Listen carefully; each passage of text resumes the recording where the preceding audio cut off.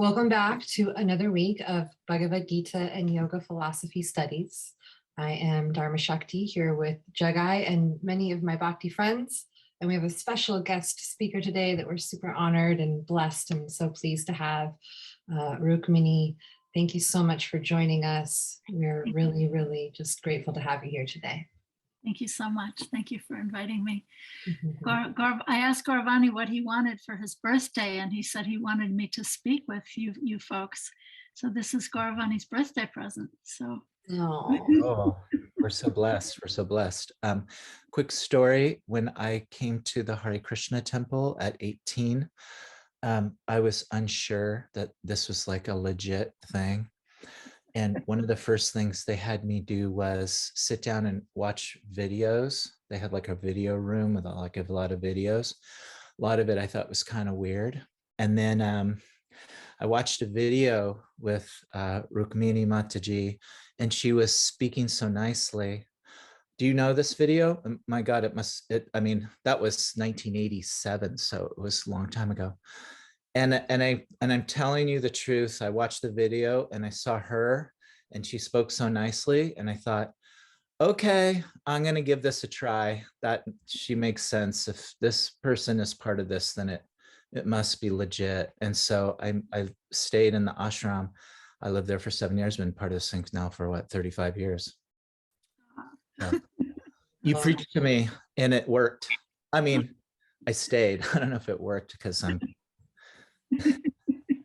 Well, I can just say also my experience with Rukmini, like the biggest message I needed to hear and walked away with, just from here, the first time hearing you speak, I also was struggling with my own bhakti path and things that happened societally within organized religion and traditions. And again, I think Maharaj just put you on the spot and had you speak. It wasn't planned. And my takeaway that stuck with me was, and I share this with my students regularly, bhakti is meant to give you a soft heart and not a soft head.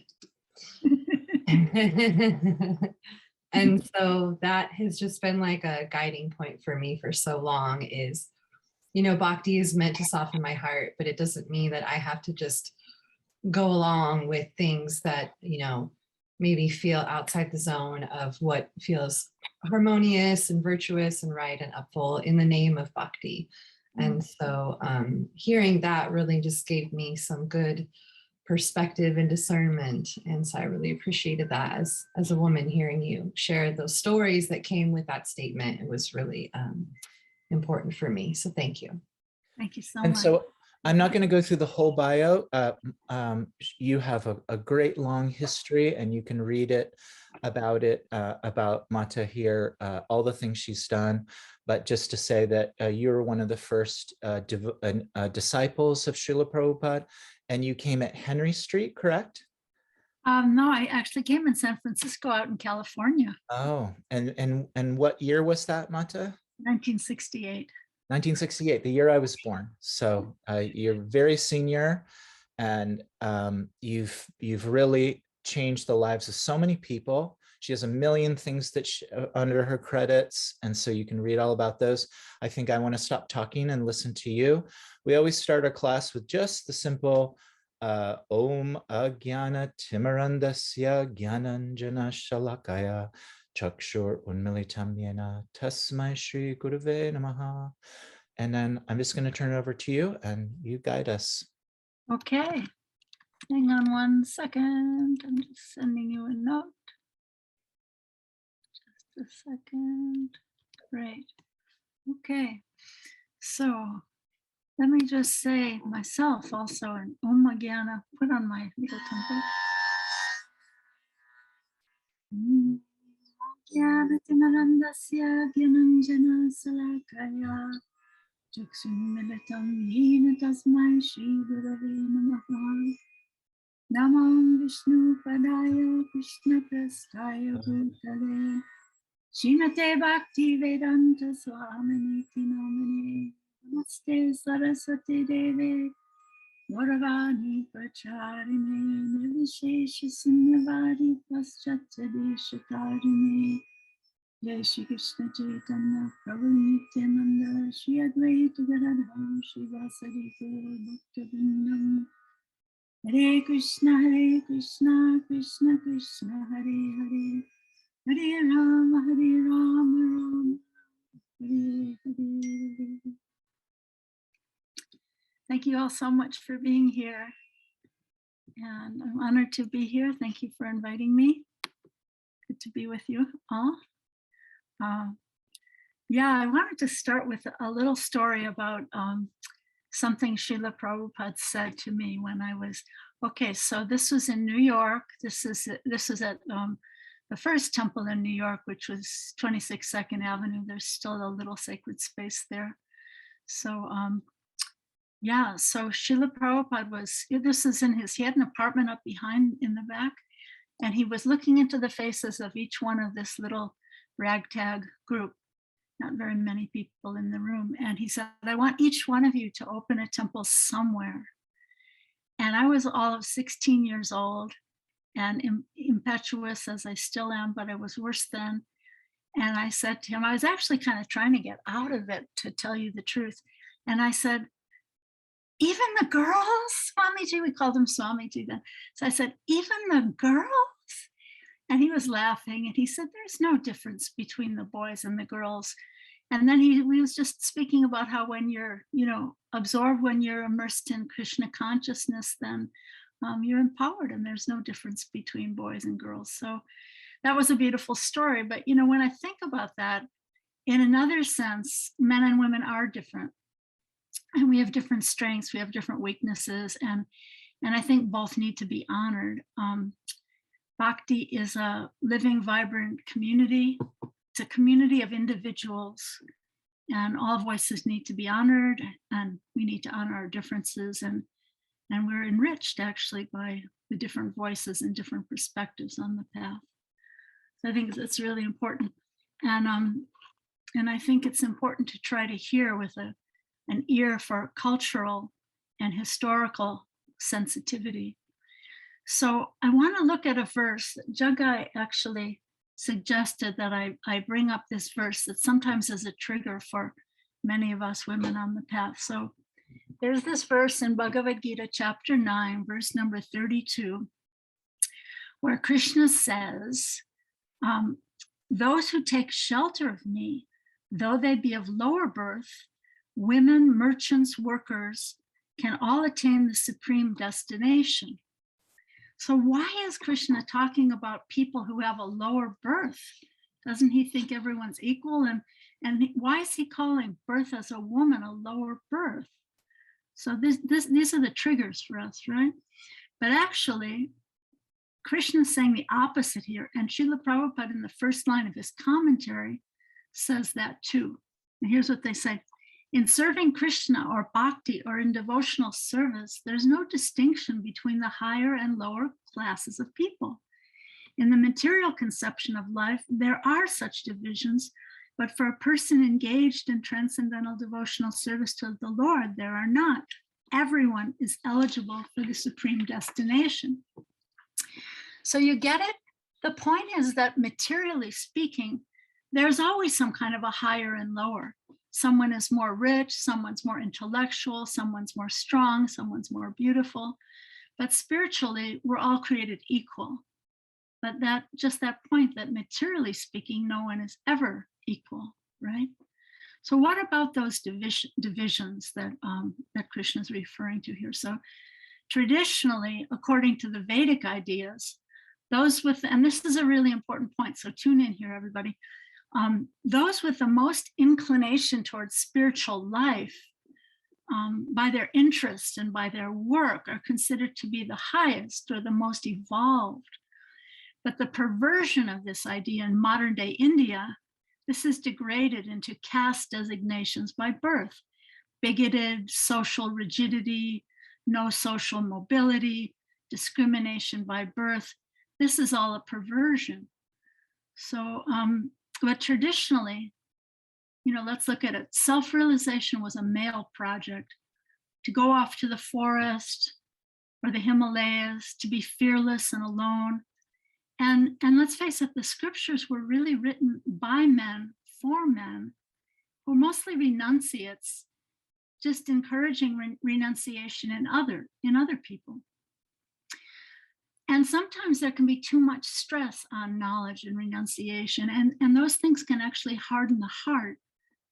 But on the path of bhakti, pure devotion is the goal, and knowledge and renunciation can sometimes be helpful, or they can also be a distraction if pride invades into the heart. So the path of bhakti it's different. It's not practiced alone. Bhakti is about unique individuals serving in community and nourished by loving exchanges. That's what bhakti is supposed to be about. And many saints and wisdom teachers on the bhakti path are married and serving alongside their family in history as well as today. Whereas other paths of yoga, like the path of knowledge, jnana, or other paths of yoga, that's not allowed. It's not allowed to exist in family and community. You have to be alone and, be fearless and be in the forest. So many women back then and today also are interested in relationship and interested in creating beauty and creating a loving home environment, or creating synergy within a workplace, or a holistic sheltering refuge where they work or live. Do any of you guys resonate with this? I think that's very much, these are very much the gifts that many women bring to the table. So bhakti is less about renunciation and more about connecting, or interconnectivity, and creating community. And I always love to remember how Dr. Martin Luther King Jr. talked about creating the beloved community. So this is bhakti. And this verse and this commentary in the Bhagavad Gita are saying that on the path of bhakti, there is no consideration of higher or lower. And even outside of bhakti, the lower and the higher is really talking about, in this hierarchy of Vedic idea, it's talking about someone's interest and inclination and qualities. It's a way of organizing society. So people who naturally think and gravitate toward work as, as a minister, or as a manager, or as a merchant, or dealing with mechanical things. So it's about our natural inclinations that we have in our work and in our lives. So I want to share a story that I love. This is an ancient story about someone named Satya Khan. So this little boy wanted to come and study with a great Brahmin teacher, and he came to the teacher and he said, "I would like to become your student and disciple." And the teacher, as the tradition would have it, the teacher said, "Well, all right, well, who is your father?" And the little boy said, "Well, I don't know who my father is. I have to go ask my mother." So he ran back to his home in his village and he asked his mother who his father was. And she said, "Well, I don't really know who your father was because I've had so many men." So maybe she was a prostitute, or maybe she was, something that she just had many relationships and she didn't know who his father was. So she told him that, and then he ran back to the great teacher and he said, "My mother said she doesn't know who my father is." And this great teacher was so wise. He said, "I accept you as my student." Why? Because you are honest. So you have the qualifications to learn spiritual life. So this is a very beautiful story about the essence of, spiritual life, about bhakti, I think, So I want to talk about women. I want to share stories with you. And I want to talk about women living within social conventions, usually working with their families, assisting in those different roles of teaching or administering, or, being a merchant or working, whatever. But there have always been outliers, women acting outside the normal social roles. And I want to tell you about Gargi. I don't know if any of you have heard about Gargi, but her story is described in the earliest of all the Upanishads, which is the Brihadaranyaka Upanishad. which was written in the Treta Yuga. So this is ancient history. This is the time of Sita and Ram. So she actually debated and challenged the sage Yajnavalkya in the court of King Janaka, who was the father of Sita Devi. And she was a lifelong celibate. She was considered a Brahmavadini, which means she was a knower of Brahman. And she's said to have written many of the verses in the Rig Veda. So she's a really interesting character from ancient times who was, she was outside of social norms even back then, right? So even within normal social roles, in Srimad Bhagavatam, we hear women's voices being heard and honored, speaking truth to power, which is a really important point. Sita Devi, Draupadi, Kunti, and so many others, and their voices were honored and respected. But then in the Bhakti Renaissance, which was like in the 16th, 17th centuries, many women became prominent as renunciates or teachers or gurus. And let's see how our time goes. I want to share more stories, but let's see if we have time toward the end. But there's one story in particular I want to share with you about a woman on the Bhakti path. And her name was Kalavati Devi. And she was the aunt of a very dear friend of mine. She was a seemingly ordinary housewife living in Delhi. So she was misunderstood by her family. They didn't appreciate her. She suffered a lot. And she would cook. And as you know, as we do in Bhakti, whatever she cooked, she would offer to her Krishna. And she would always cook extra. And she spent many years feeding the beggars outside the back door of her house. And none of her family ever knew about that. That was just something that she never shared with them. So eventually she got cancer. And when she was dying, she was calling out, this is amazing to me. She was calling out, I see it. I see the Lord's chariot coming to get me. So I don't know if any of you guys remember the gospel song, swing low, sweet chariot, coming for to carry me home. So, of course, you know, Lord Krishna was driving the chariot of his dear devotee Arjuna in Bhagavad Gita, right? And Krishna takes the humble role of a driver to his dear beloved devotees. So this is an amazing story. So anyway, what happened was after that, there was a cremation, a funeral ceremony for this Kalavati. And there were all these kind of raggedy dressed beggar looking people there. And the family was staring at them, you know, who are all these people and what are they doing here? And one of them came forward and told them and said, you never knew about it, but for so many years, Auntie was feeding us out the back door of your house. So this is Bhakti. I love this story. This is radical compassion without discrimination. And, you know, sometimes women have more of a natural empathy than men, sometimes not. We're all unique individuals with our own unique gifts, and each is as unique as a snowflake. So to build a beloved Bhakti community, to me, would mean to honor those unique differences. And this is unity in diversity.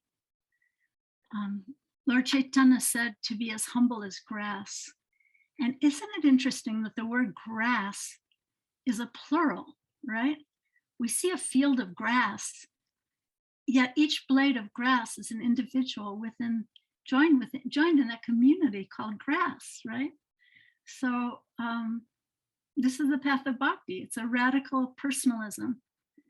And I think we need to honor the personhood of every living being, because the person is what's real.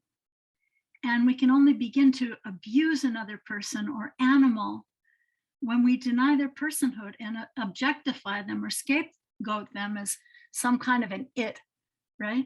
That can only happen when we take away their personhood. So, you know, when you're reading Bhagavad Gita or Srimad Bhagavatam or the commentaries of Srila Prabhupada, and some statement triggers you, take a pause. I think this is really important. So take a pause, take a deep breath, and put the difficult statement in brackets in your mind. Put it on a mental shelf to ponder and come back to it later.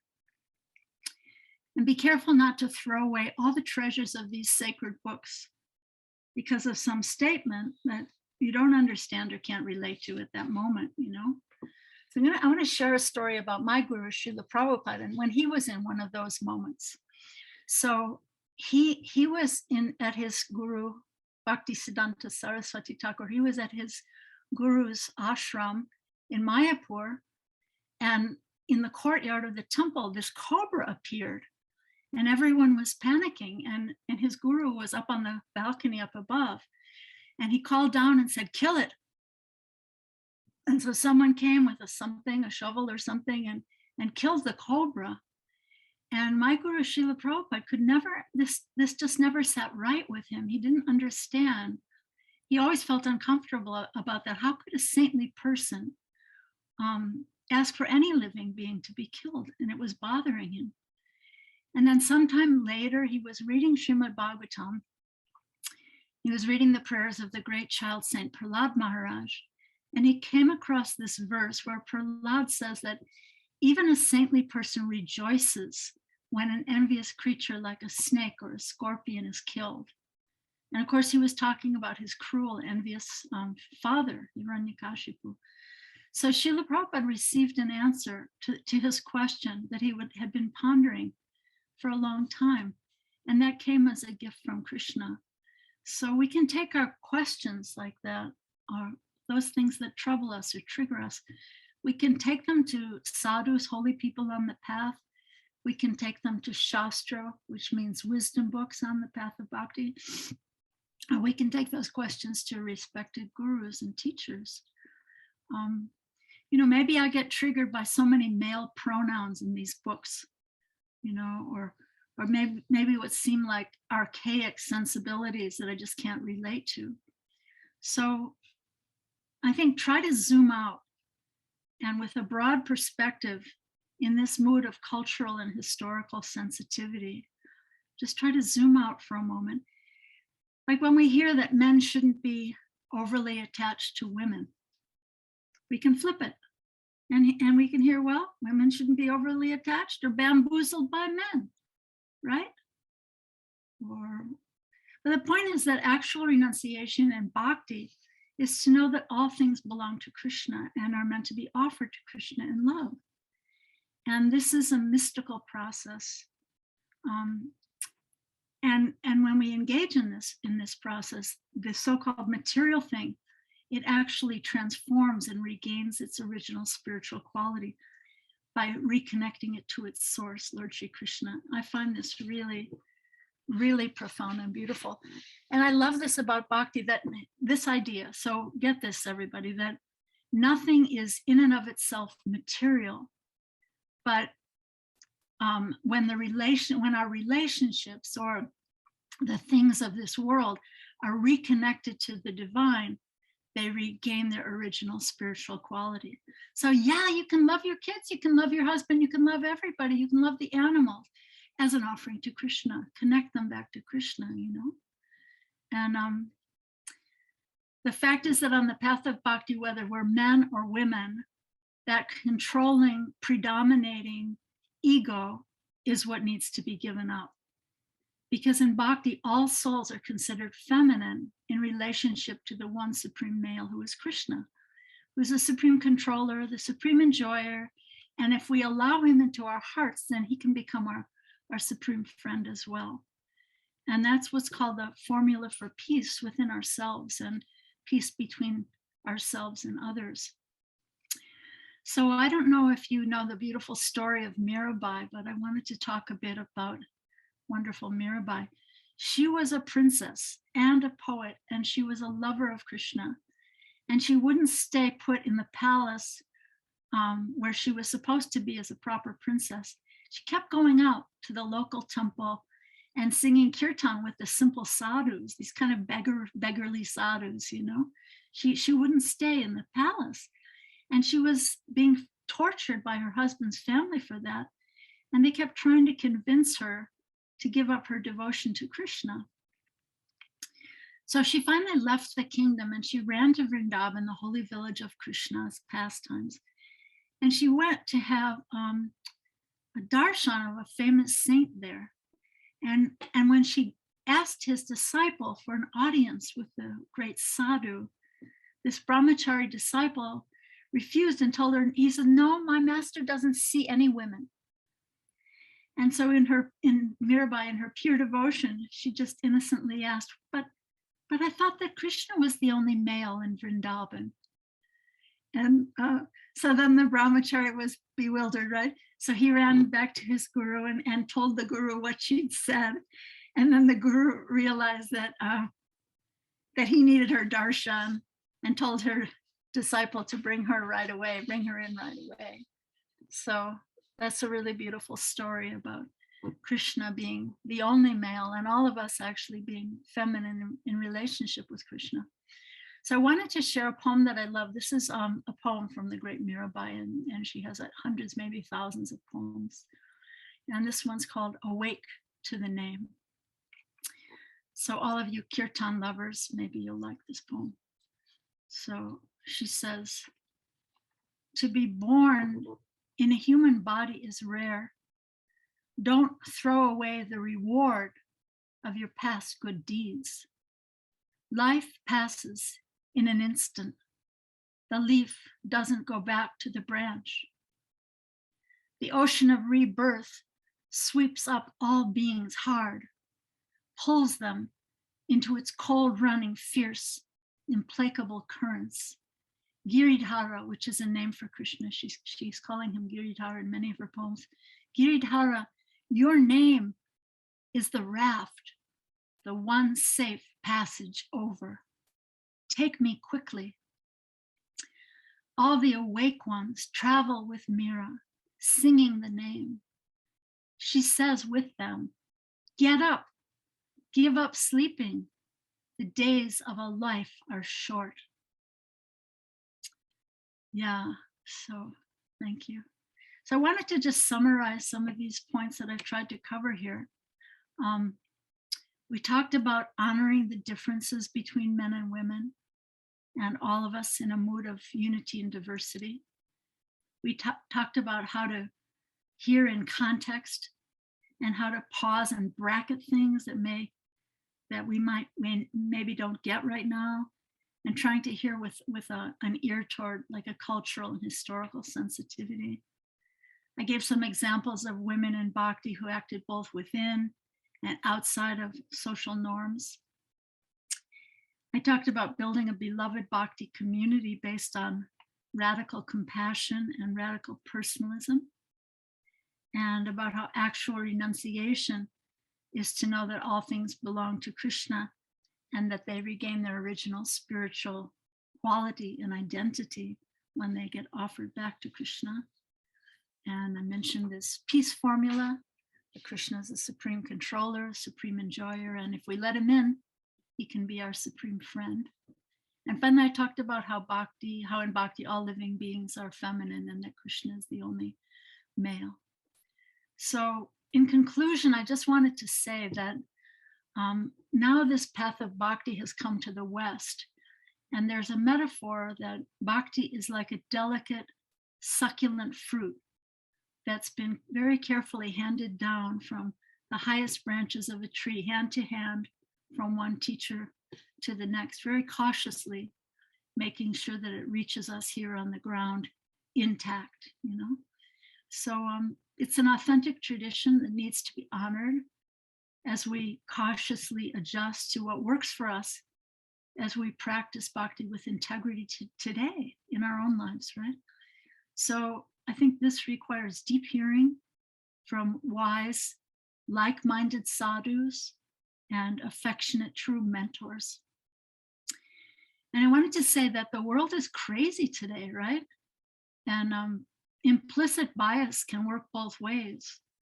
If I tend to think in a liberal way, I can be dismissive or suspicious of ideas that sound conservative to me.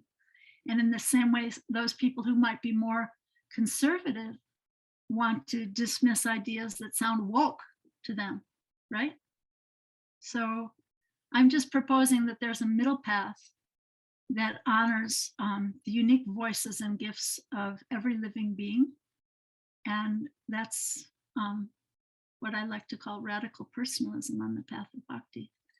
So thank you all so much. And, what are your reflections, or what was important for you here? What was a problem for you here? Thank you so much.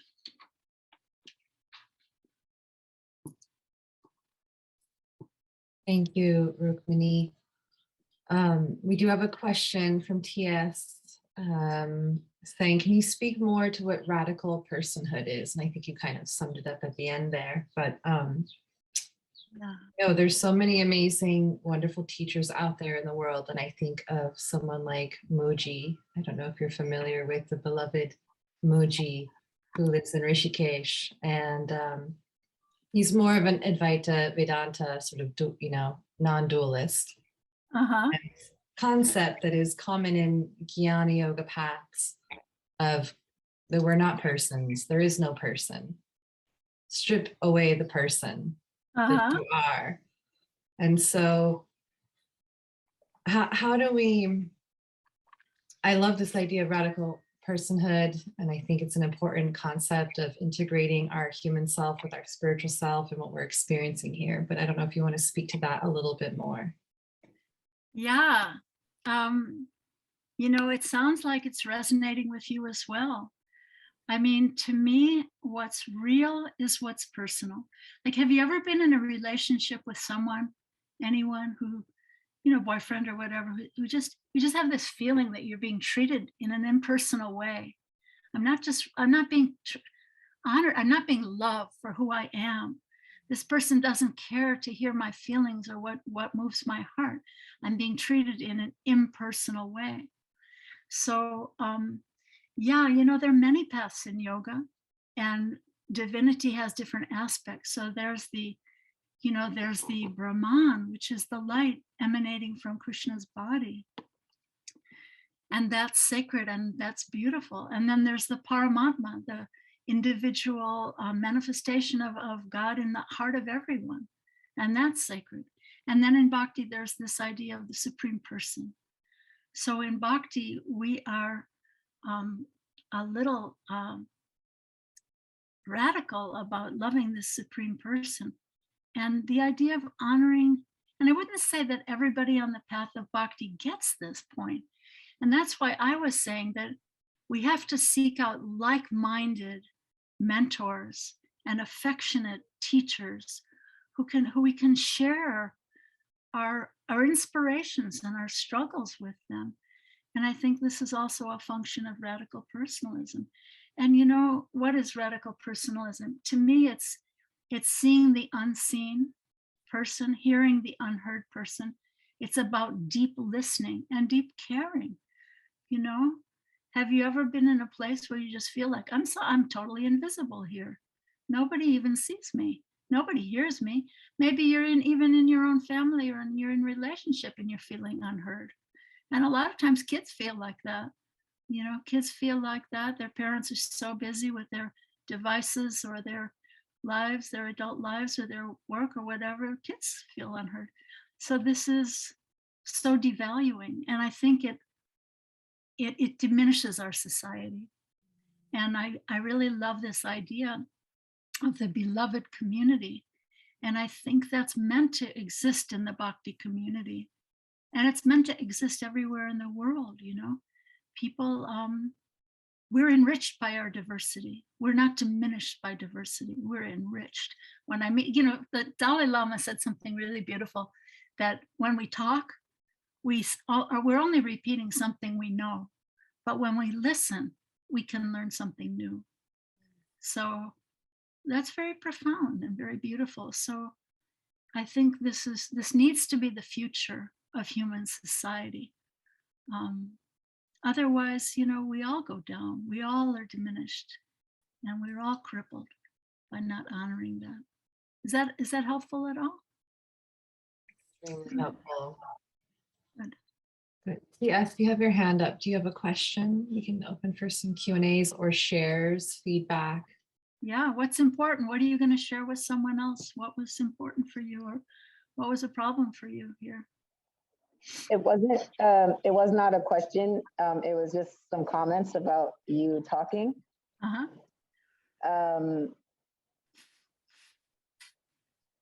It's such a treat to have you here. And thank you.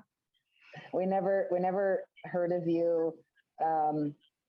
And we never heard of you until people started talking about you being a guest here. And then the things that we heard was exciting to meet this person as much as, you know, meet would be on Zoom. And how you described, the language you're using is just so on point for who we are as individuals, especially when you're talking and saying that there's a lot of triggering language. That was so on point for us. We are very triggered by a lot of things that we read in the Vedas and the Gita, and it just how you said it. Just I don't know. Other people have said that, but it was in a different way. So how you said it was really resonating, and you emphasizing. We don't remember the exact language, but stepping back from what offends you, or take a pause. You're just like, what is this? This doesn't make sense. This is offensive. This is annoying me, or whatever. That was huge. To just, it's almost like you're letting it simmer, or you're sitting with it, but you're not focusing on it to the point of you're agitated. You're just letting it be. That is something that we want to work on about, because I think we instantly just get agitated when we're triggered by languaging, or especially all the he pronouns being, you know, non-binary and all of this. But that's really beautiful. And then finally, it was a pleasure that you were talking about Krishna being the supreme and only male. Never heard that. And then you're like, everybody compared to Krishna is female or something. That was so cool how you said that. Thank you. It made us just feel like, oh, okay, so we can get down with all the language about the he pronouns every 2 seconds, because of how you said that everybody is compared to Krishna is female. So we're like, okay, we can get down with the language now. Yeah, beautiful. Thank you so much. How kind of you. And you know what? The fact is, whether we're men or women, you know, we all have to give up that fat, egotistical ego. You know, we have to give up pride. Do I have time? Do I have time here? Okay, because Gauravani wanted me to tell a story, and I didn't see how it fit, but I love this story, so I'm going to share this story with you. Okay, thank you. Thank you for your beautiful and kind words. That was so sweet of you. So here's the story that Gauravani and I both love. There was a king, a very proud king, sitting on his big fat throne, and he had a minister, and the king was asking the minister, what are God's daily activities? And the minister was a little stumped, and he said, well, Your Majesty, well, God creates all the universes. And so the king said, no, that's what he did in the past. I want to know what he does every day. So the minister was really stumped, and he said, well, Your Majesty, this is why we have the court theologians. So I will consult and I will get back to you. So then what happened was kings can be a little unpredictable. So, if he had the wrong answer, it might be off with your head, right?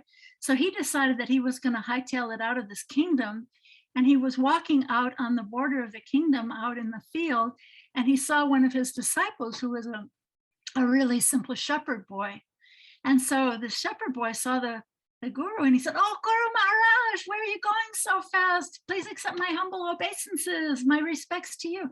And then the king's minister, he said, oh, well, I'm just leaving the kingdom for a while because the king wants to know what are God's daily activities. And I have to honestly say, I don't really know the answer to that. And then the little shepherd boy said, oh, Guru Maharaj, I know the answer to that question. I can tell the king. And so the minister said, oh, okay, great. Well, good luck. Let me know how it goes. And so the little shepherd boy went to the palace, and he was talking to the doorman outside, and he's whispering in his ear, I know the answer to the king's big question. And the doorman's looking this little dusty shepherd boy up and down like, oh yeah, right. And so then he goes and asks the king, and the king's curious. Okay, this little shepherd knows the answer to my existential question. And so the king decides to let him in. So he comes in, the king's up on his big throne high up, and little dusty shepherd boy's down on the ground. And so the king says, so what's your answer to my question? And the shepherd boy said, well, your majesty, in order to answer your question, first of all, you have to come down and stand here where I'm standing, and you have to let me go up and sit on your high throne where you're sitting, and then I can give you an answer to the question. So the king thought, oh, well, this is highly irregular, but he was curious, and so he said, all right, and he sauntered down from the big throne. He was standing there on the ground. This little dusty shepherd boy went up and sat on the big throne, and then he said, your majesty, God's daily activities are that he brings down those who are high and mighty and proud, and he uplifts the simple people. Those are God's daily activities. So, yeah. So the point is, I guess, whether we're men or women, that big fat pride and ego has to be given up. So, yeah, hope you like that story. Mata, I just wanted to say that this class goes till 3 o'clock, so you have 45 minutes. Okay, and great. that if loads and loads of time. Great. So we have so many things to share and more stories to share. And what else? What's a takeaway for you, or what did you like or not like about all of this radical talk, radical compassion, radical personalism? Krishna is the only male. Yeah. What do you guys think? I can share more stories also. I can share a little bit. At first, I want to say, please accept my humble obeisances and all glories to Srila Prabhupada. Yeah, so right now I'm also living in the ashram here in Hawaii in the ISKCON temple. So I experienced firsthand, being a woman in a setting of bhakti, right? And my goal is to do outreach, especially with women. And I've had, again, the biggest questions or resistance with women has been, when they read the purports and they read what Prabhupada has said and they get very triggered. And so I think I really enjoyed the way you talked about putting it in a bracket and putting it in a shelf. We're not discarding their feelings and their emotions, but we are going to come back to it and reflect and talk about it. Because I think having that space, like everyone, our personal self wants to be heard and loved. So I really enjoyed that point. And I think for me, what I wanted to maybe, if we go in depth, maybe I've encountered many questions about the part where Prabhupada talks about lust and how women are more lustful than men. Right. And so I've gotten a lot of feedback on that one. And I remember someone asked me that, and out of I don't know, it was obviously Paramatma or Krishna speaking. I kind of talked to them a little bit about when Prabhupada talks about lust is transcendental lust, right? And it's the lust is desire, the desire to want to reciprocate with Krishna. So when Prabhupada says that women are more lustful, and I want to see if you have any more intake on this. I kind of describe it as women are more receptive and of having that personal love with Krishna, as in with a male's body, because of the ego, because of the way they were brought up, they tend to close their heart a little bit more. And it takes them a while to really want to feel that nectar. And so when I describe the lust to the woman, they're like, wow, that's what it means. It's transcendental. Everything that Prabhupada is saying in the purports, it's transcendental, and it comes out from even beyond the material body. So I just wanted to kind of see what you were thinking about that, or if you had any more input, because that's just kind of how I try to explain, but I can never explain by Prabhupada's words, but I just try a little bit more to, yeah, sorry, but that's more. Thank you, but thank you. Thank you. That's a beautiful explanation and a beautiful insight. And you were reminding me, actually, it says in the Gita, in one of the Gita purports, that when our natural love comes in contact with this material nature, it becomes transformed into lust. So our natural love for Krishna, when we come into contact, kind of like when pure rainwater falls from the sky and then it hits the city streets, it gets all, contaminated with dirt and muck and stuff. So that's a beautiful insight that you're having. And in fact, the greatest devotees of the Lord are the gopis, the illiterate gopis of Vrindavan, and so many other great women devotees. My husband and I have a friend. This is an interesting perspective. He's a guy. He says that men, see what you think of this. He says that men, that women generally want one man to satisfy all their desires, and men generally want all women to satisfy their one desire. So that's kind of an interesting take on it too, and sometimes, that's a really tough one to understand. And I can't say that I really do understand it or appreciate it, because when I hear that, I think, yeah, well, Srila Prabhupada, why are all the prisons filled with men who are rapists, So it's a tough one, but, in one sense, when you think of that, like, yeah, men have, generally speaking, these are all generalizations, right? But that idea that, women like beauty, and women like stuff, and women like clothes, and women like, to have family, and women like to have a nice house, and, all these things. So maybe that's one kind of perspective on it, that maybe men, have that one desire to get rid of. And sometimes women have that desire as well. But yeah, in any case, whatever our desires are, we have to bring them to Krishna and try to learn to love Krishna, and honor those voices, and yeah, take a pause, take a deep breath, put it in brackets, and then meditate on it. Yeah, how is that?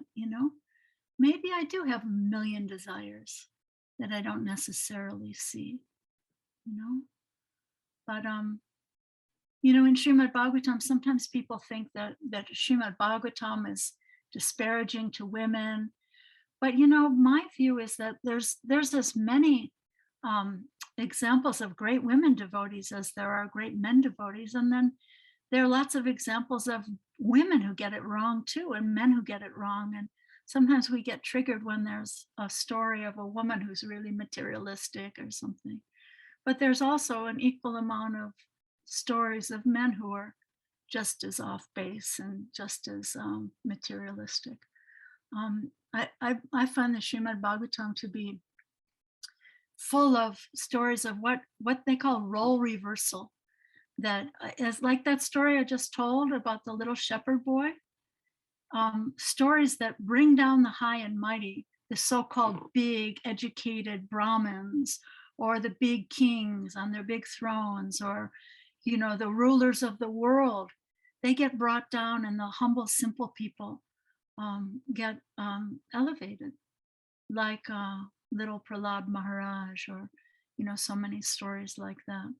So I think it's good to take a deep breath, take a pause, and just put it in brackets and pray about it and see, where are my material desires that push me. But I love your explanation, actually, and to put it in that metaphor, it's like when rainwater falls down from the sky, it's pure, but as soon as it touches the earth, it gets all mucked up with mud and dirt and so many things. So in the same way, our original love for God, when it comes into this material world, it gets transformed into lust. But by the process of bhakti, that lust can be transformed back into love. And that's what we're trying to do here, by connecting it to Krishna. So thank you for tolerating life living in the ashram. That's not easy. And I appreciate that. And I admire you for that. And, you know. Mata, Bhakti and Rebecca was the one that made that beautiful flyer. Wow, what a great artist you are. And promoted this amongst our community. Thank you. Very beautiful. Very beautiful. So yeah, you know, we have to re-transform that lust back into love, and that's the process of bhakti. Thank you. Other thoughts? Who else has something to share or reflect or something? I can share more stories also. Feel free to unmute yourself and ask a question or share a contribution. And if no one does, then we'll just take more stories. We have a question.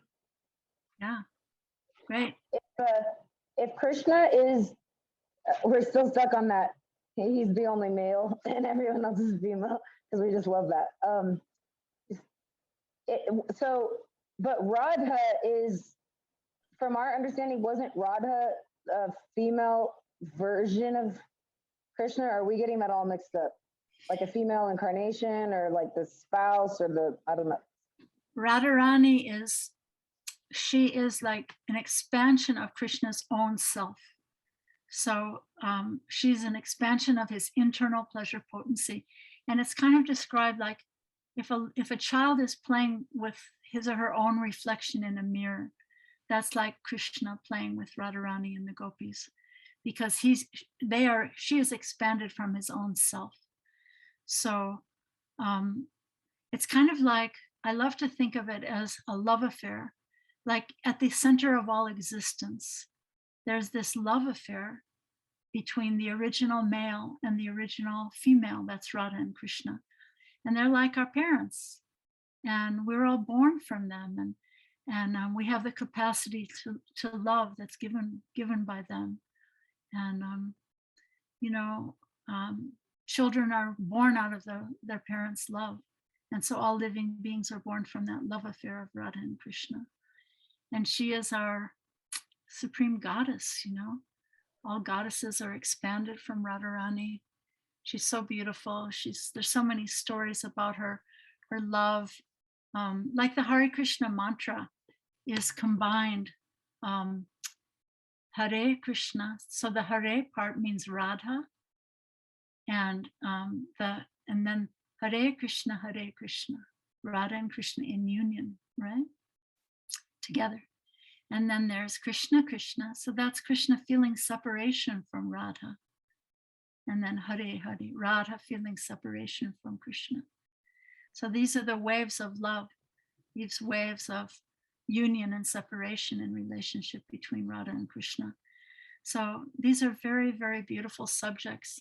And we can learn more about this longing for coming to Krishna and coming into the service of Radha. And the beautiful thing, you know, I don't know, have you heard the term the rasa dance?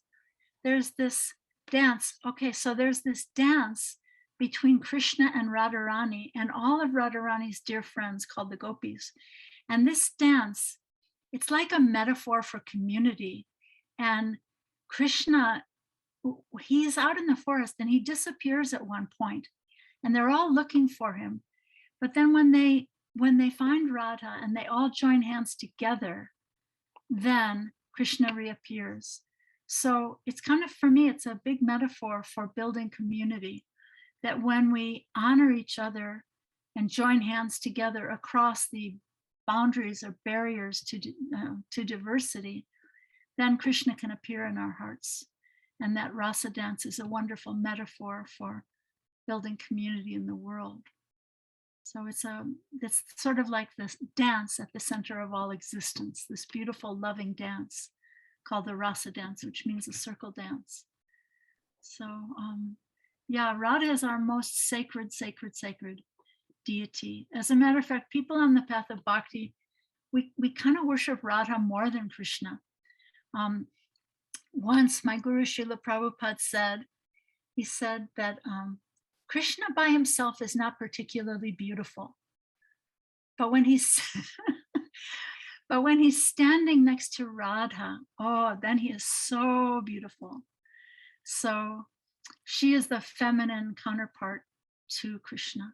And it's really interesting because all over the world, there are goddesses like Tara and the Mother Mary.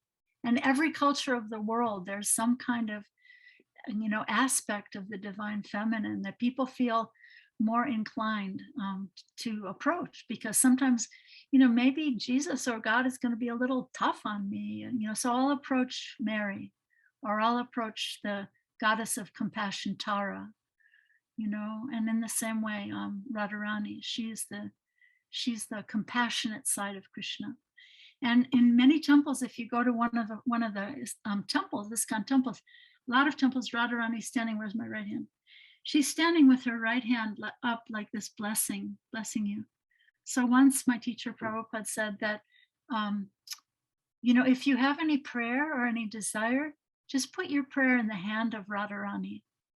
And then she'll recommend you to Krishna, and she'll say to Krishna, Krishna, I'm not very good, but she's so much better than me, or he's so much better than me. Please accept her. Please accept him. Please accept them, because they're better. And then Prabhupada said something so cute. He said, and even if you're a rascal number one, in India, rascal's a really bad word. I mean, here in America, we have the little rascals and stuff there. It's kind of a cute word, but in India, it's a really bad word. So Prabhupada said, even if you're a rascal number one, then Radharani will recommend you to Krishna and tell him, please accept her, please accept him, please accept them, even if we have no good qualities. So that's a little bit about Radharani and how important she is. She's the most important, and Krishna worships her. She is Krishna's dancing guru. He learns how to dance from her. So yeah. And if you want to do that prayer thing, you just hold your hand like this to Radha. Is what you're saying? Well, you can imagine Radha having her hand up blessing you. You can imagine, or if you can Google Radha and find a nice picture of her, of Radha and Krishna. Where do you live anyway? Long Beach. Okay, so you can head down to the temple in Laguna or San Diego. Okay, San Diego, or in Los Angeles, they have Rukmini Devi Dasi. I think she's standing like that. Rukmini's standing like that. And in San Diego, they have Radha Giridhari. And, so you can if you're not near San Diego or LA or, but you can find a picture online, find a picture of Radha, and then you can worship that picture and put your prayer in her hand and say, even though I have no qualifications, I'm just a beginner in all this, but please accept me. And then she will give you the inspiration, how to come to them, how to come to her. As a quick advertisement, I'm putting into the group chat Mata's Patreon. If you would like to support her and see all the goodies that she's doing and send you, go to that link and sign up. Patreon.com/Rukmini Walker. Yes, Thank in you the so group much. chat. Thank you so much, Jagai. Sadhana has her hand up. Yes, Hare Krishna, everyone. Hare Krishna, Rukmini Prabhu. Please accept my humble obeisances. Hare Krishna. Hare Krishna. I thought as we're talking about the different energies and also about the mercy that Radha gave, we could talk about Chaitanya Mahaprabhu in the Vaishnava tradition and what he brought to the table. Yeah, so beautiful. So Krishna is trying to understand how is it that Radharani loves me even more beyond my imagination, and what is it about me that she loves so much, and what are the qualities she sees in me, and what is the greatness of her love. And he can't understand. So even though he's God and he understands everything, right? God by definition, nobody's greater and nobody's equal.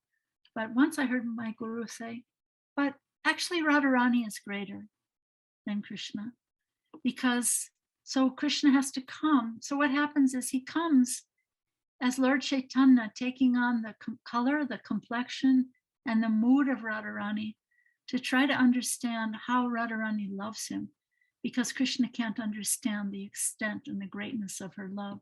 So this is something very beautiful and esoteric on the path of bhakti. And again, if you go to one of these ISKCON temples, you can see deity of Lord Chaitanya.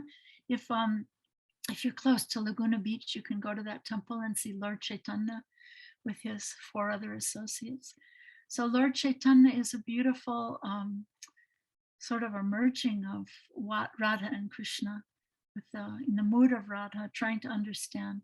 And he's also trying to teach us how to love Krishna in the way that Radha loves Krishna. So this is the path of bhakti, following the mood of Lord Chaitanya. We're trying to understand and serve, following the mood of Radharani, how to love and how to serve Krishna, because she's the greatest lover of Krishna. So I hope that's helpful. Thank you. So beautiful. So beautiful. Yeah, it's so interesting. You know, there's so many examples. Let's see, Rebecca, you had your hand up again. No? Okay. I had a thumbs up to your Patreon. I was like, Thank you very much. Thank you. Anybody else have a thought or a takeaway or a question? I can tell other stories also. You know this, you know, when Chaitanya was in Puri, he stayed with this woman in a cave. And I think her name is Ganga Mata Goswami. Oh, she's great. Do you have any stories you can share about her? She's wonderful. She was wonderful. She was not actually a contemporary of Chaitanya. She came shortly after Chaitanya's life, and she was also a princess, but she just had no interest in royal life and being a princess, and you know, she didn't want to she told her parents she didn't want to get married, and finally her parents died, and you know, she just kept refusing the usual thing, right? And so then eventually she put the kingdom in the hands of her relatives, and she just wanted to go to holy places. So she went to Vrindavan, and she went to all these holy places. And then I'm trying to think, she was instructed to go back to Puri, to Jagannath Puri. So there's this amazing story. I'm trying to think of it. It's because it's really a wild story. So all her friends were going to like Kumbh Mela or something like this, where they're all going to bathe in the Ganga, and she can't go because she promised she would do her deity worship. Right. So she wanted to go bathe in the Ganga, and so, but she couldn't leave Puri because she'd made that vow to not leave Puri. So then what happened was she had this revelation that the Ganges, which doesn't flow in Puri. Puri's on the bank of the ocean on the eastern side of India. So somehow the Ganges came there to Puri so that she could bathe in the Ganges. This is a really mystical thing. And then what happened was, the Ganges came into the king's palace or something like that. She was in the temple, and the temple was all locked up, and no one was supposed to be in there, but somehow she was in there, and everything. She got washed up, right? Yeah. She got washed up into the temple room when it was locked and no one was supposed to be there. And so these priests, these temple priests get, you know, this is organized religion. They get pretty excited, right? And so they're like, what's this intruder? So, like some kind of a thief. And then, you know, they locked her up. And then, they told the king about this. And then the king had a dream. The Lord came to him in a dream and told him, she is a great devotee, release her right away, you know, and all of this.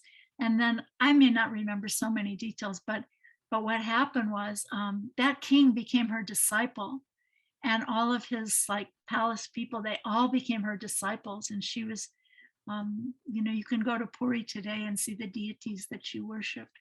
So she was a really, really great guru on the path of bhakti, kind of right after the time of Lord Chaitanya. Very, very mystical story. There's another one I wanted to share that's really a wild story too. So again, if you go to Laguna Beach to that temple, you see Lord Chaitanya in the middle. And then there's, if you're looking at the altar, there's Lord Nityananda on his right, our left. And then there's Sri Advaita next to him. On the other side is Gadadhar and Srivas, right? So Sri Advaita had a wife who was a great devotee. Well, I could tell so many stories about Sri Advaita, but anyway, he had a wife who was a great devotee, and her name was Sita Thakurani. And she was also a guru and had many disciples, or not so many, but she had some disciples. And one of her disciples was this really interesting woman named Jungali. And it sounds like jungle, right? And she got that name because she was meditating out in the jungle all by herself. Jagai, I don't know if you've heard this one before. Anyway, she was meditating and chanting, and she was out in the jungle. And so here's this, woman, beautiful woman, all by herself out in the middle of the jungle. So the Shah of Bengal, he was out having a hunting party one day, and he sees in the middle of the jungle this beautiful woman sitting there in meditation. And so he tried to approach her to grab her, to assault her, to rape her. And when he came close to her, she turned into a man. And then he got really bewildered. Like, first she was a woman and now she turned into a man. And he didn't know what to do. So he sent his guards.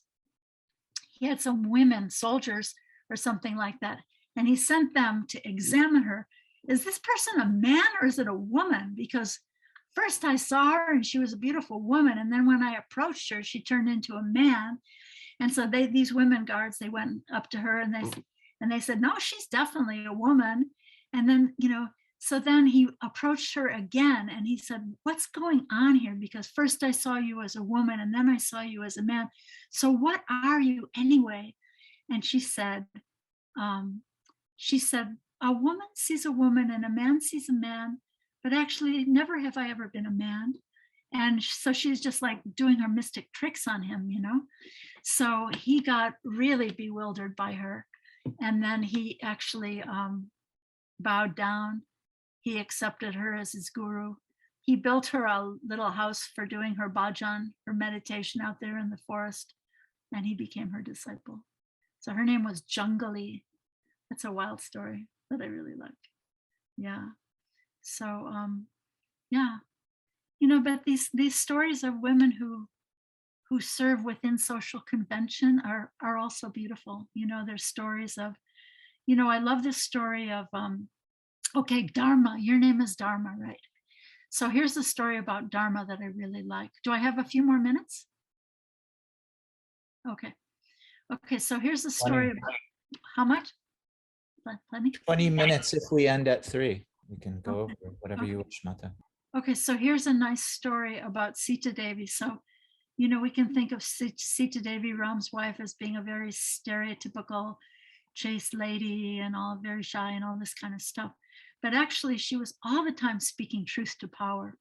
She was all the time, speaking truth and speaking Dharma. So here's one little story. If we have time, maybe I'll tell the other one too. Anyway, so she was riding in a palanquin coming back to their city of Ayodhya, and all the townspeople really wanted to see her, but because she's a princess, she's in this closed palanquin, with the curtains closed and everything. And so she didn't know what to do because they all wanted to see her and she was supposed to be inside this thing with the curtains closed. And so she asked Ram what she should do. And he said something really beautiful. He said, show yourself to them. They want to see you. And a woman is not protected just by some covering. A woman is protected by Dharma. So show yourself to them and be protected by Dharma. So I really, really love that story. And I think that's an instruction for all of us today that, we're protected when we act in the world according to doing what's right. Dharma means that root, rita means to do what's right. I love, we live in Washington, D.C., so the big patron guru here in Washington is Abraham Lincoln. On my husband's birthday, we had to go down to the Lincoln Memorial and pay our respects. So he said this really wise thing. I feel like he had intuitions about Dharma. So there's this really beautiful thing he said in the his second inaugural address. He said, to do what's right as God gives us the vision to know what's right. Such a beautiful thing. So that's Dharma. to act in Dharma, and then we're protected by Dharma. Where it's like it's like an armor of Dharma, or like going out into the world with this armor of the holy name and Dharma, protects us in the world. So that's a really beautiful thing. Yeah. Anybody have any thoughts about Dharma? Dharma, do you have any thoughts about Dharma? I am glad you brought up Sita and Ram and the epic of the Ramayana.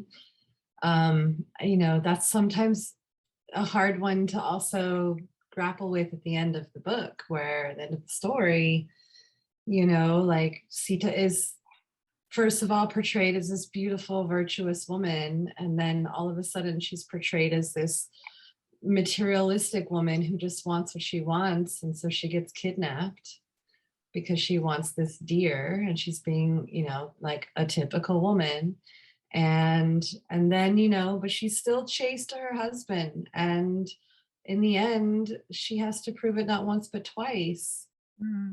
And her result is she still is in the fire. And so that one is, I think for me the difficulty is I can understand the way that Rebecca so beautifully has found, aligned with this ability to transcend the deeper meanings of these stories. It is often the others who happen to be in male bodies around me that don't transcend into those deeper meanings of the stories, and men that are within the practices and in the tradition. And that can be really frustrating. Yeah, so true. And you know what? We don't have to stoop down to that level. We can be the Dharmic goddess and inspire them, because, sometimes it's said that women are the inspiration of men, so we can be that inspiration and help them come to their better selves, help them access their own better angels, by being that goddess of Dharma, and, Sita, she was the daughter of the earth. And so she eventually went back. That's the end of that pastime.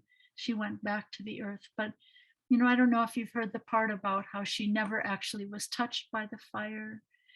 There's that part, there's a beautiful story in the Chaitanya Charitamrita of a man who was a great devotee of Sita and Ram, and he was just crying and crying. It was like millions of years later, but he's crying and crying that Sita got kidnapped by Ravana.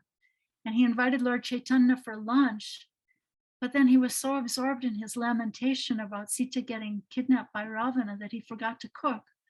And Lord Chaitanya was saying, well, you invited me for lunch, but you didn't cook anything. And he said, yeah, I'm just so sad that Sita was captured by this evil Ravana. And how could the goddess of fortune, how could she be touched by this evil Ravana? How could that be?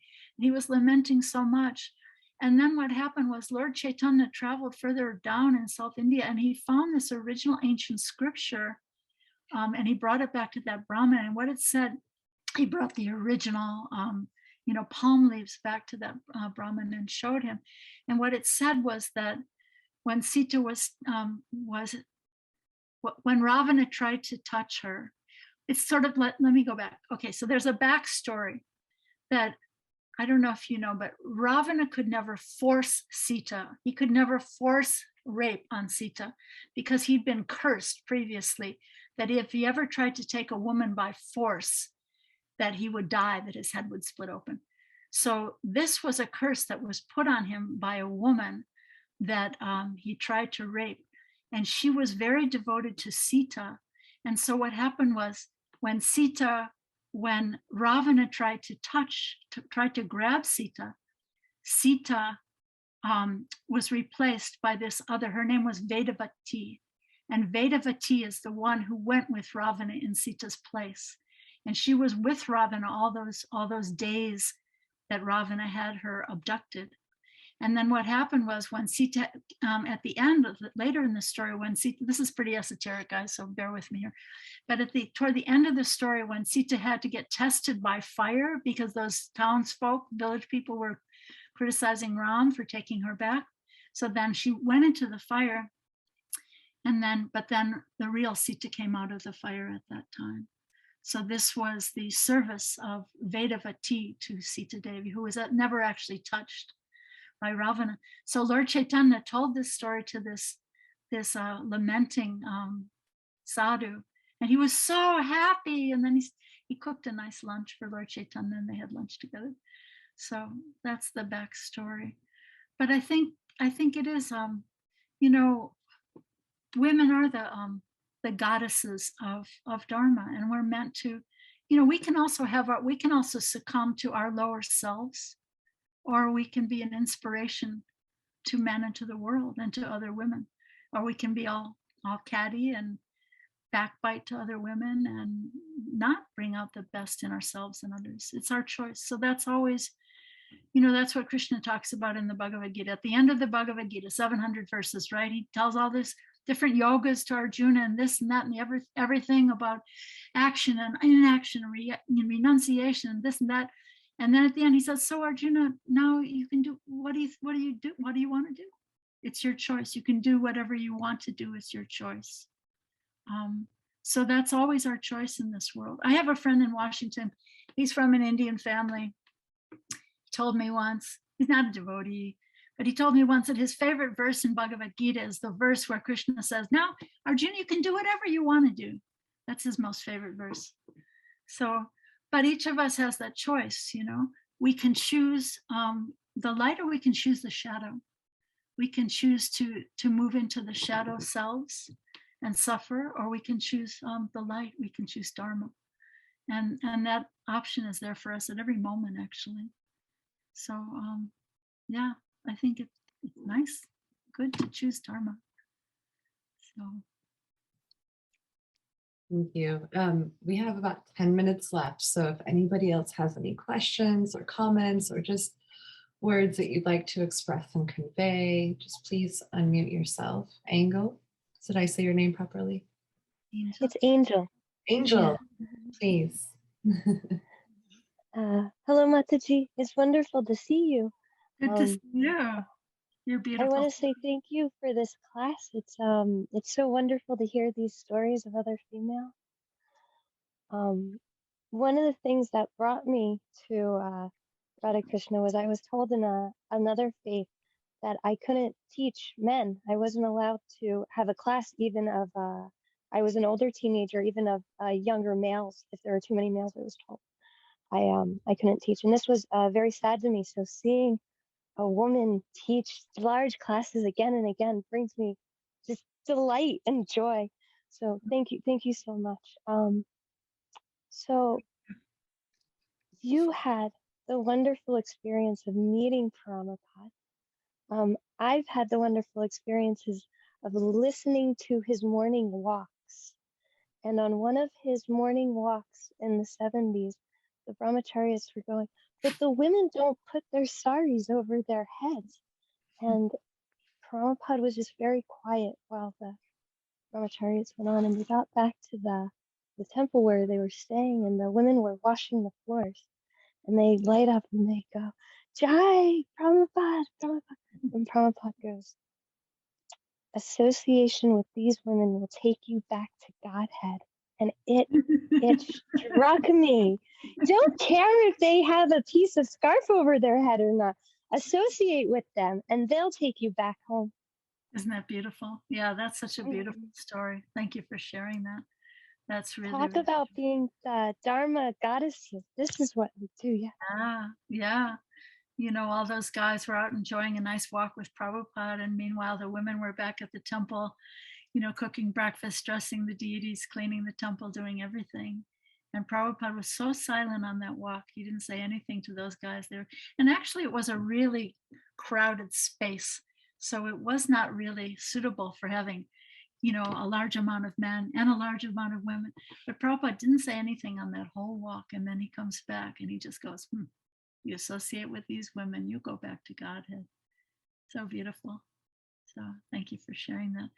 Actually, you inspired me to share this one. I want to share this one other story. Great to see you, Angel. So good to see you. I want to share this one other story, which is my most favorite story of Prabhupada, if I may. I think I have a few more minutes here. Unless anybody else has something they want to share. Is somebody else? Should I go with it? Okay, so here's the story. So this story took place in the farm community of West Virginia, and this was told to me by the person who Srila Prabhupada said this to. So he was doing a service of guarding Srila Prabhupada's house. He was staying in a house for a few days while he visited the community, and this house was a little distance from the temple. So this new devotee was given this service of guarding Prabhupada's house.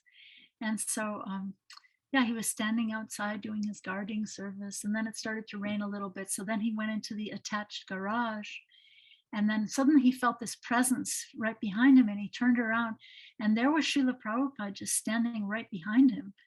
And so he just offered his obeisances, and then he got up and he said, Srila Prabhupada, is there any service I can do for you? And Srila Prabhupada said the most amazing thing to him. So please remember this. If you forget everything else I said today, please remember this, because this is the most important thing. So Srila Prabhupada said, yes, you can go where I will not go. And this devotee was so bewildered because Prabhupada was going everywhere. He'd just come from, Japan, San Francisco, Los Angeles, Texas, Chicago. Now he's in West Virginia, and then he's going to New York and London and Paris. And so he was bewildered, and he said, but Srila Prabhupada, where is it that you won't go? And Srila Prabhupada, here's the best part. Srila Prabhupada said, to the future, go to the future. And by the way you treat the people there, they will know how much Krishna loves them. So I think that's the most beautiful, beautiful thing. Go to the future, and that's a beautiful instruction for each one of us to take in our hearts, right? Just go to the future, and by the way you treat the people there, they will know how much Krishna loves them. So thank you all so much. Thank you all so very much. Thank you so much, Rukmini. It's just, I think, so healing for many of us here. So we're really, really grateful. Jagai Prabhu, I don't know if you have any last words or things that you'd like to share or contribute here. Mata, thank you for this brilliant, wonderful class. I struggle a lot these days because I take shelter of Dharma. Dharma's community is pretty much my full-time service. And a lot of people come, young girls, and sometimes when there's these issues come up, I speak, and it may sound dismissive because being a male and coming to Hare Krishna temple, like I came in LA, my guru's married. His wife is the same as a guru to me. And sometimes when I'm in Vrindavan, she's there. I serve her as if I would serve my guru. It was all women in the pujari room. All women trained me up on cooking. They would yell at me all the time. And I would get tired of so many women in the services. And I remember I went to my guru and he said, as a brahmachari, I'm shaved up saffron. And it's all women everywhere. And I would say, these women, they're always telling me what to do. And it's all women everywhere. And he'd say, you treat the women as if they're your mother. What if your mother yelled at you? What would you do? And so that's why I tend to try to use this word mata, because my guru told me to use this word, not in a dismissive way, but in a more of a like, this is my mother. It's sweet. And so if I was to have said everything you said, nobody would listen to me because I'm a male and who am I? I'm stupid. But because you come forward and you speak all these truths about bhakti and your experiences, it has so much meaning. And so I'm very, very thankful for you, and for more, I wish more ladies would come forward and speak and give classes and direct much of the mission of Mahaprabhu, because in my experience, which may not be everybody's, most of the services and most of the temple, I mean, Sankirtan, all this is ladies. So, it becomes a contradiction when I'm speaking about women's issues. It doesn't make sense. So do I have time to share another story with you? Sure, yes, please. Okay, so let me share. So once Prabhupada, there was a woman who was like one of the top book distributors in the whole world, Mula Prakriti. And Prabhupada wanted to see her and hear what people were saying when they received his books and what she was saying to them. And he told her at that time, this is in Los Angeles, he told her, you know, women on the path of bhakti are Lord Chaitanya's secret weapon for spreading his mission. He told her that. And he told her a really funny story. So get this, this is the funny story. So he told her this story that when he was living in Calcutta, when he was a young man, some marketing people came up with the idea of something called Brahmi hair oil. And he said that it was never shown to be effective in any way, but they had this great marketing campaign that they got these very respectable young ladies who would go to people's houses door to door and knock on the door and talk about this Brahmi hair oil, and people were buying it like anything.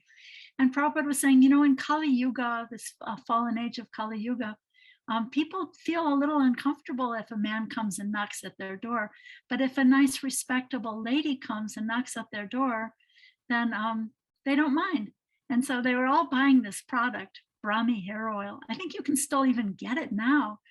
But it was such a funny story. And so he was saying in that way that Lord Chaitanya's secret weapon for spreading his great mission is these Vaishnavis, the women on the path of bhakti.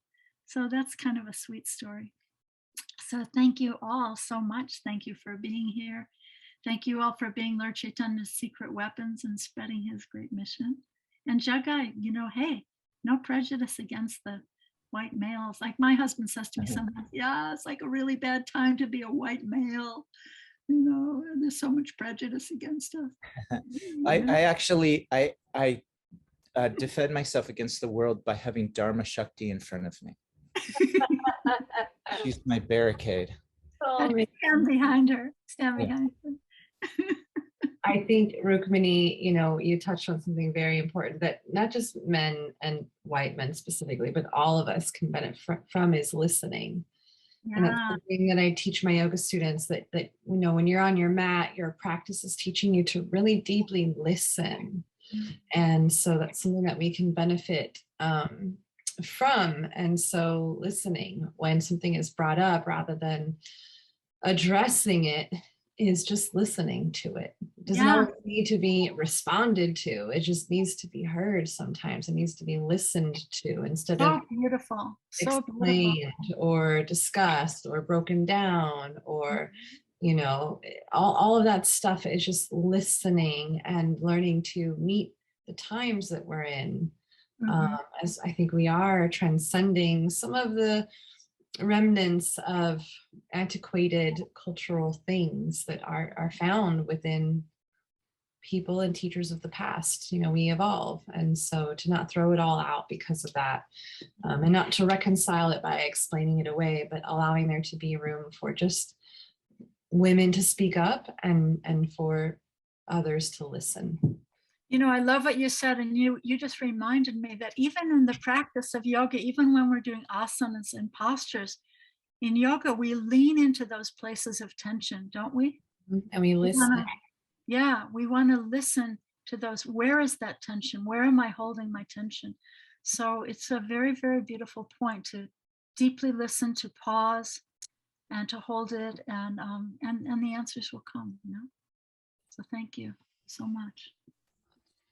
Any last goodbyes? I see all your faces popping on the videos. I'm thinking you want to wave and say goodbye or say your little piece here. So now's a good time. Ashley and Catherine, Leslie and Leela and Rita, we saw your comments. Thank you all for being here. Thank you so much. Mataji, I have a question. Is there any way that we could contact you besides the Patreon in case we have any more personal questions? Or is it? Sure, you can contact me. Maybe I can give my a WhatsApp number to, you know, so I can. Also, if you just want to chat into in the group chat anything, then everybody will get it. Or you can email me, and we have a Bhagavad Gita WhatsApp with most of people here though are not on it, but or go through Dharma, whatever. There's the Urban Devi that has all your contact information. That's the website. Yes. Thank you. Yes. Please find her on Patreon. That website, Urban Devi. UrbanDevi.com. But you can get my my WhatsApp number from Jagai also if you want to chat. Thank you all for being here. Beautiful sisters, beautiful goddesses, beautiful servants of Srimati Radharani. Even Jagai, you can be a servant of Srimati Radharani too. I hope so. That's why I'm here. You Jagai, guys will all go, and I'll just come through the center, and they'll go, "Who's that guy?" And I say, "I'm with them." You're gonna be like Shiva in the Rasa dance. You're gonna disguise yourself as a gopi. You're beautiful, Gopi. I may be that ballerina that TS is always talking about. No, but Jagai brought a beautiful Radharani deity to us at the studios. He really, truly. She is. lives in your studio now? She's I've in my seen her. studio. And Oh, she, yeah. And I- Mati was there when we got the Radha deity. Yes. What a gift. What a Oddly gift. enough, Dharma has a carved Krishna. He's a Kadamba. little bit shorter, so Radha's a little bit predominant here, but Yeah. they match nicely. Mhm. Wow, that's amazing. I've seen her. She's magnificent. She really is. What a gift. So Yeah. be blessed. Pray to Radharani. You know, put your prayers in the hand of Radharani. And then Krishna will have to accept you. Mhm. Today I teach my first official Bhagavad Gita class, Mataji, in the temple. So maybe I could have your blessing. It would be nice. Pray to Prabhupada. Prabhupada, please bless Rebecca with all of your blessings and all of your potency. Thank you, Rebecca. Wow. Thank you for doing that. Thank you. Thank you. Good to meet you all. Thank you so much. You. Please come again when you have time. We'd love to have you back. And we're here every Thursday at 1:30. If any of you would like to join us for weekly Bhagavad Gita discussions as we go through the wonderful wisdom. But we're here every Thursday at 1:30 Pacific Standard Time. Thank you all so much, Rukmini. Just so much gratitude. And I just place in the palm of Radha that she asks Krishna to just have so much mercy for you. And What a beautiful prayer. Thank you so much. Thank you, Dharma. Thank you, Angel. Thank you, Sadhana, Catherine, Ashley, and let's see who else. And Jagai and Rebecca and everybody else. Thank you all so much. Thank you for being here. Ashley, We end with the prayer Vancha Kalpatarubhyascha Kripa Sindhubhya Evacha Patitanam Pavanebhyo Vaishnavebhyo Namo Namah. Srila Prabhupada ki jai. Sadhu Sangha ki jai. Gaura Premanande. Hari Hari Bol. so much. Shrimati Rukmini Devi ki. Hi. And happy Ram Navami is coming up. Ah, this Sunday. Beautiful. Appearance Day of Ram.